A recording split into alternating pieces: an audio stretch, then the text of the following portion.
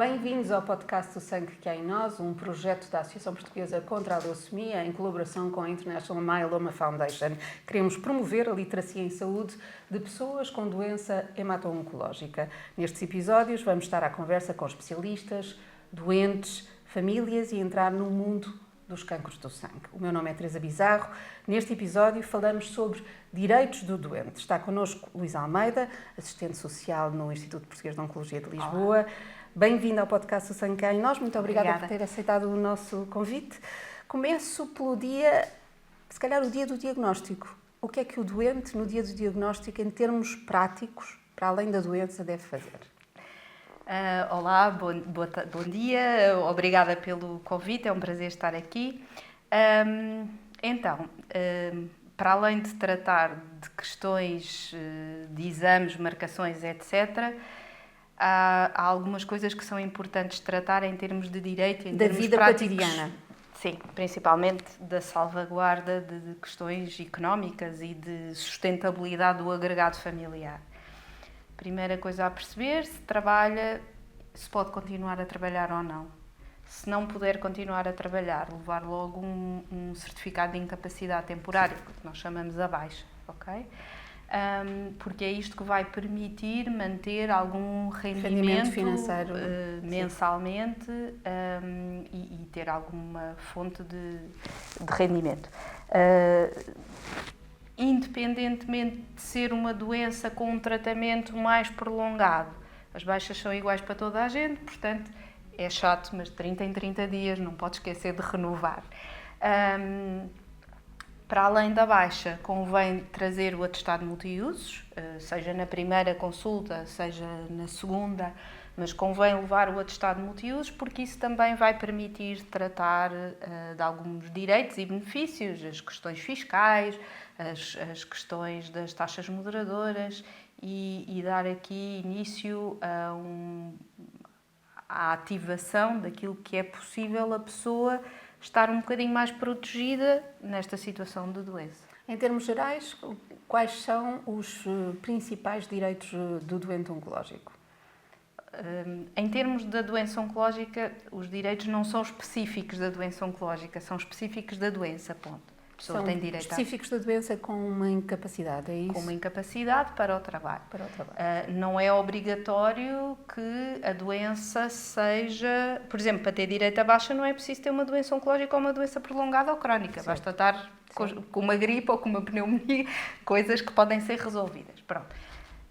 Primeira coisa, quem trabalha tem direito à proteção no trabalho, à proteção na doença. Quem desconta para qualquer subsistema tem direito a receber uma parte do seu ordenado durante o período em que está doente e, portanto, manter aqui algum rendimento mensal.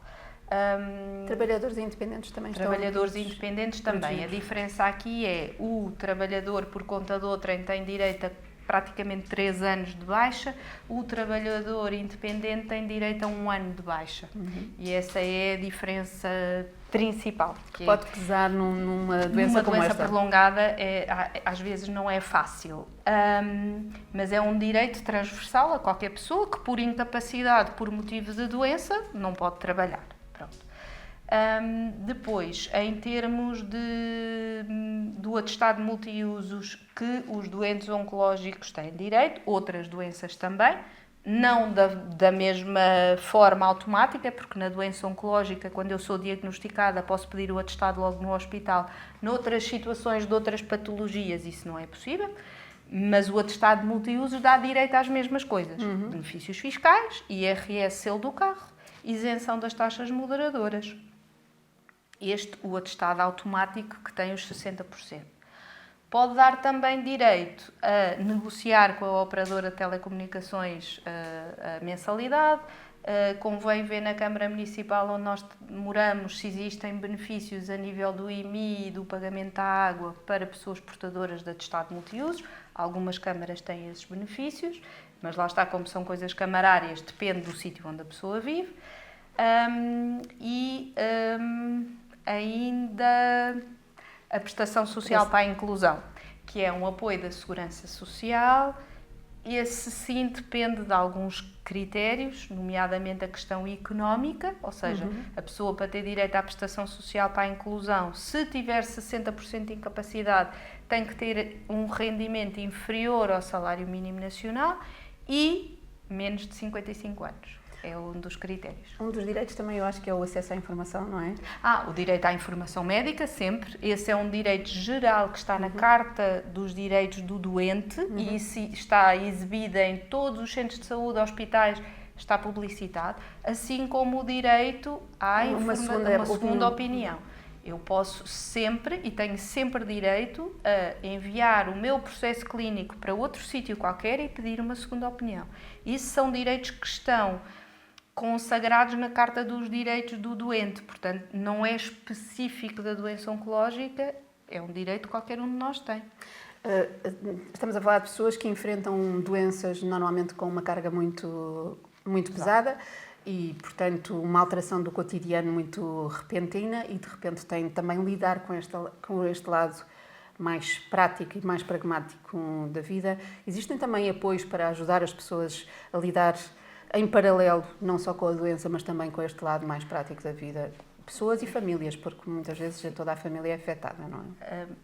De uma maneira geral, há sempre alguém das nossas relações, um amigo mais próximo, um familiar mais disponível, que ajuda aqui um bocadinho. Quando isso não existe, nós, assistentes sociais nos hospitais, estamos lá também para encaminhar. Não conseguimos fazer as coisas pelo doente. Por exemplo, se o doente tiver um problema com a baixa que não está a ser paga e me pedir, por favor, ligue para a Segurança Social e pergunte como é que é. O doente até me pode ter delegado o poder de o fazer. Não me dão informações porque eu não sou o próprio. Mesmo que o próprio esteja ao meu lado e no telefone diga, não, pode falar com essa senhora. Não dão informações porque eu não sou o próprio. Ou seja, há algumas situações em que não há possibilidade de ser outra pessoa senão o doente a tratar. De qualquer forma, por exemplo, entregar requerimentos na Segurança Social. Faz-se online, pode-se fazer, qualquer pessoa pode ir entregar o requerimento para a prestação social para a inclusão, não é obrigatório ser o doente. Registar o atestado de multiusos nas finanças, qualquer pessoa pode ir fazê-lo. Registar o atestado de multiusos no centro de saúde, qualquer pessoa pode fazê-lo. Portanto, há muita coisa que o doente pode delegar. Se tem alguma dúvida, pode sempre falar com a assistente social do seu serviço e nós vamos tentar informar no sentido de dizer o que é que pode fazer ou como é que pode facilitar aqui o processo, para ser mais rápido e não andar a bater portas que não vale a pena, não é? Existe capacidade de resposta instalada para isso? Não. Vai existir. O que é que era preciso para... Temos caminhado para melhorar a resposta, pelo menos? É assim, eu acho que sim, não no sentido de haver mais profissionais disponíveis, mas no sentido em que a informação, mesmo online, é um bocadinho mais correta. Portanto, se a pessoa tiver alguma capacidade de ir à internet procurar como é que faz, há muitos sítios com informação e informação boa e clara. Às vezes é preciso saber escolher qual a melhor maneira de a obter. As associações TCL, Liga Portuguesa contra o Cancro, no caso das crianças a acreditar, tem disponível online muita informação que também pode ajudar. Não é? Sim, também separar estas associações, sim. Atenção que há muitas vezes sites de outros países que não têm muita informação sobre direitos, só que não é aplicada a Portugal. Portanto, é preciso também ter atenção onde é que se vai buscar o quê. Quais são as principais barreiras que identifica e que podem ser prevenidas ou ultrapassadas, a forma como podem ser ultrapassadas para estes doentes que têm estes diagnósticos e depois no caminho que têm que fazer a seguir? Estes processos de ativação de direitos são processos pesados e que ainda têm uma carga burocrática muito grande. Consomem muita ainda energia. É preciso muito o papel. E o papel às vezes é difícil de conseguir quando a pessoa está no meio de uma quimioterapia, sem força, com náuseas, com vómitos, mais debilitado. Às vezes há esta dificuldade da força anímica para ir desbravando este caminho, que acaba por ser efetivamente pesado nesta parte de requisitos e burocracias que é preciso. Compreendo que Portugal não é propriamente um país rico e, portanto, tem que haver alguma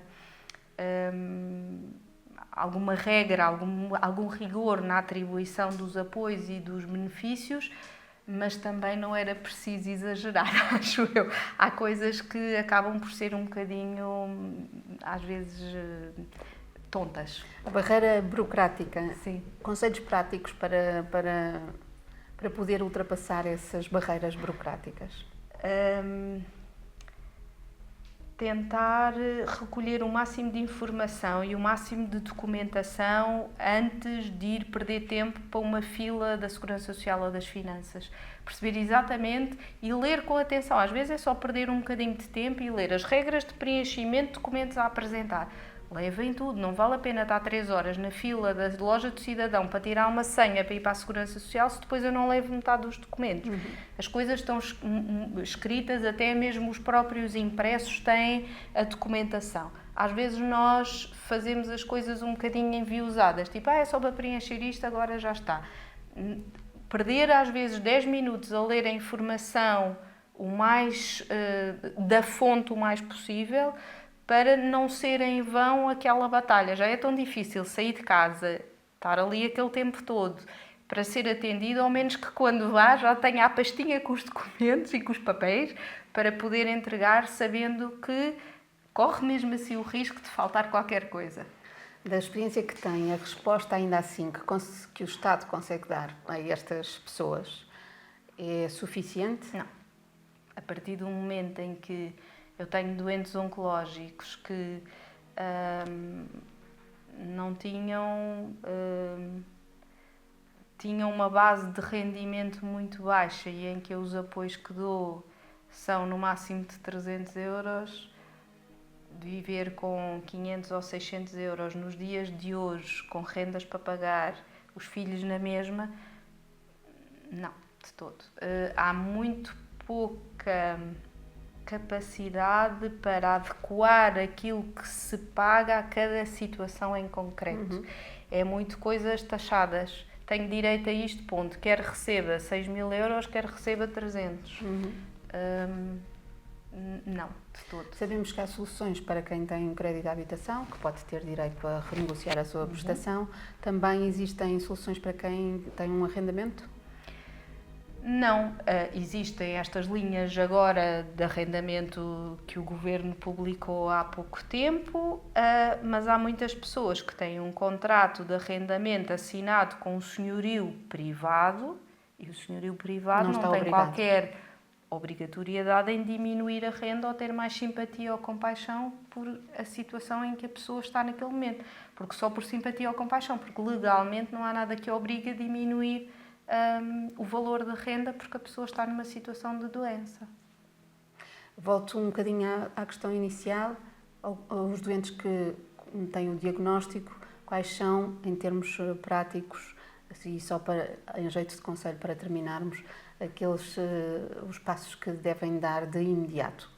Atestados, atestado multiusos. Se está a trabalhar, tratar da baixa, porque há muitas pessoas que no meio da confusão se esquecem da baixa e depois não é que não recebam o dinheiro ou que tenham penalização, mas demora muito mais tempo e é mais difícil regularizar. Portanto, baixa em situações de trabalho, atestado de multiusos logo e depois, com um bocadinho mais de calma, ir procurando coisas que possam ter benefícios, nomeadamente operadoras de telecomunicação, câmaras municipais, as questões dos parqueamentos, dos lugares de estacionamento nos hospitais, que hoje em dia a gente paga para estacionar o carro para ser tratado, e que poderão ter aqui algum benefício quando quando são portadoras do atestado multiuso e que existe aqui alguma proteção. E depois, acho que é sempre importante pedir para falar com a assistente social. Nós somos poucas, mas vamos dando resposta dentro das nossas possibilidades. Não é muita a lista de espera para uma consulta de serviço social, para poder ter a maior informação possível. aquilo que estamos a fazer, tentar criar mais literacia na saúde, também é muito importante na área dos direitos. A pessoa saber exatamente onde é que vai despender energia. É o meu conselho. Muito obrigada, Luísa, por este tempo que despendeu também para estar connosco e para nos dar mais pistas sobre aquilo que devem ser os caminhos a tomar depois de um diagnóstico de uma doença tão pesada.